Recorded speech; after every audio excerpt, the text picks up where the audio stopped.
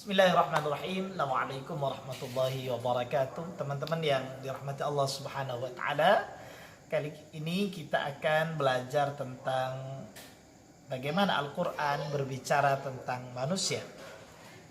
Kita tahu Al-Qur'an itu menjelaskan banyak hal yang ada di dalam alam semesta ini, tak terkecuali adalah tentang manusia itu sendiri. Manusia di dalam Al-Qur'an, mungkin kita pernah mendengar ayat di dalam surah At-Tin ayat 4 yang berbunyi laqad khalaqnal insana fi ahsani taqwim, bahwa sungguh telah kami ciptakan manusia itu fi ahsani taqwim, dalam bentuk yang paling baik.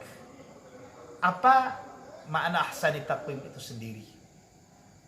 Tidakkah manusia juga seringkali disebut sebagai makhluk yang lemah? Al-insan mahalul khata wa nisyan. Seakan-akan kesalahan, lupa adalah sifat yang melekat pada diri manusia, dan itu seringkali dikategorikan sebagai kelemahan manusia itu sendiri. Oke. Kalau kita lihat di dalam Al-Quran surah At-Tin tadi ayat 4, laqad khalaqnal insana fi ahsani taqwim, memberikan satu pemahaman kepada kita bahwa manusia itu adalah makhluk paling sempurna dibandingkan dengan makhluk Allah lainnya. Kesempurnaan manusia itu setidaknya dapat dilihat dalam 3 hal. Pertama adalah ada dimensi ruhiyah dan ada dimensi zahiriyah. Dimensi batiniyah, ruhiyah, ada dimensi zahiriyah, madiyah.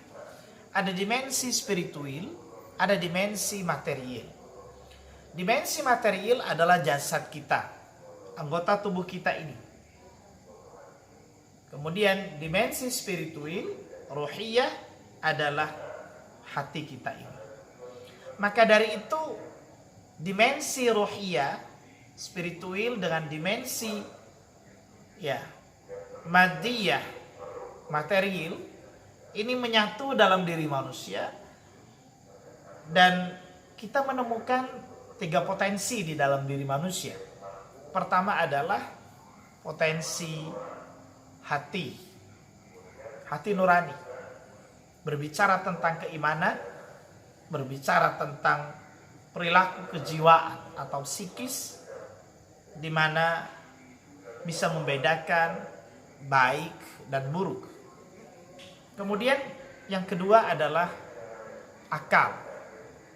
Akal untuk berpikir tentang alam semesta ciptaan Allah lainnya, bahkan berpikir tentang diri kita sendiri. Man arafa nafsahu faqad arafa rabbahu. Orang yang bisa memahami dirinya, mengenali dirinya, maka endingnya dia pasti akan mengenali Tuhannya. Kemudian yang ketiga adalah dimensi material, jasad kita, jawarih kita, anggota tubuh kita ini. Kita bisa beraktivitas, makan, reproduksi, dan sebagainya. Itu karena kita memiliki jawarih, anggota tubuh jasad ini. 3 potensi ini, hati, akal, jasad ini, yang membentuk diri manusia menjadi ahsani taqwim, makhluk yang paling sempurna. Mengapa? Karena dengan 3 potensi ini kita bisa berbuat banyak hal. Pertama, dengan hati kita bisa menjangkau yang tak bisa ditangkap oleh panca indera. Berbicara tentang belief atau keimanan. Dalam disiplin akidah, kita yakin bahwa Allah itu ada, malaikat itu ada, surga itu ada, dan sebagainya. Itu adalah alam-alam eskatologis, alamil ghaib. Itulah peran hati. Di samping juga untuk menguji kepekaan kita terhadap kebenaran. Maka dzabal fuadu ma ra'a, bahwa hati itu tidak pernah mengingkari terhadap apa yang ia lihat. Kemudian dari hati itu kita ada niat, ada tekad untuk melakukan sesuatu yang positif dan menghindari dari sesuatu yang negatif. Oke.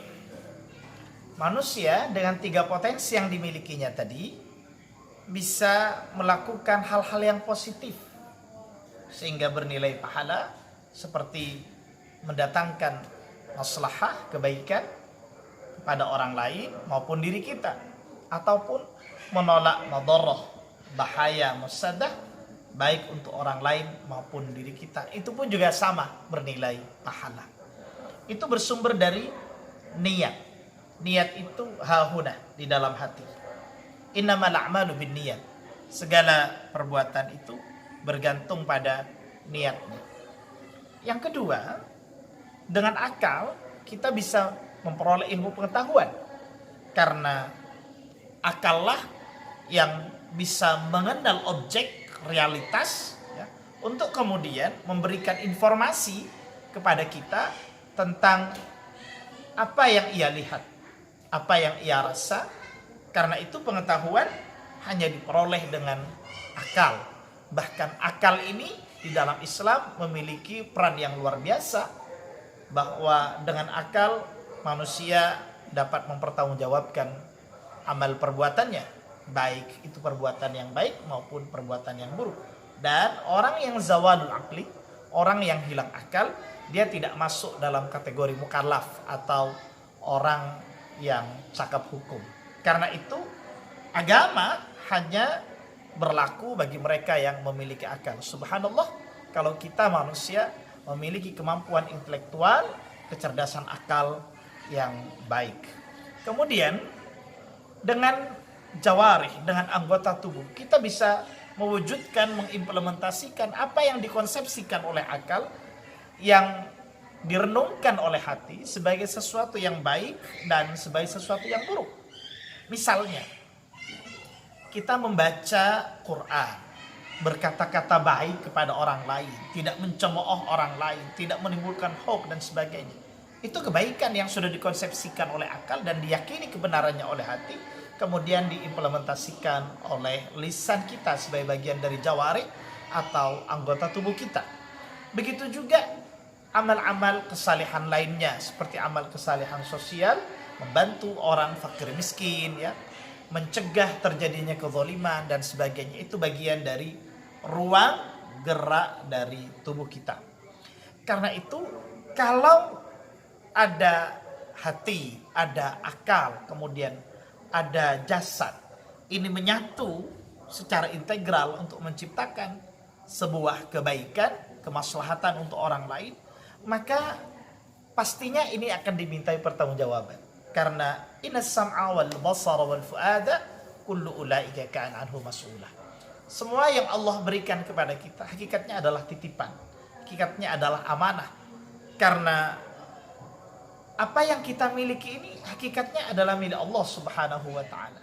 Maka sekali lagi, kalau kita ingat tugas-tugas kita, tentu kita akan sadar siapa kita. Kita ini ada pada maqamul makhluk, ya, level makhluk dibandingkan dengan Allah Subhanahu wa taala, maqamul khaliq, sang pencipta. Tentu jauh kita. Tetapi justru disitulah kita dibandingkan dengan makhluk lain, kita masih lebih tinggi, ya, daripada makhluk-makhluk lainnya. Catatannya adalah selama kita mampu mengintegrasikan hati, akal pikiran kita, dan jasad kita dalam kebaikan, maka tugas yang harusnya kita emban sebagai hamba Allah, seperti ditegaskan di dalam surah Adz-Dzariyat ayat 56, di situ disebutkan wa ma khalaqtul jinna wal insa illa liya'budun, bahwa tidak aku ciptakan manusia dan jin itu kecuali hanya untuk mengabdi, beribadah kepadaku.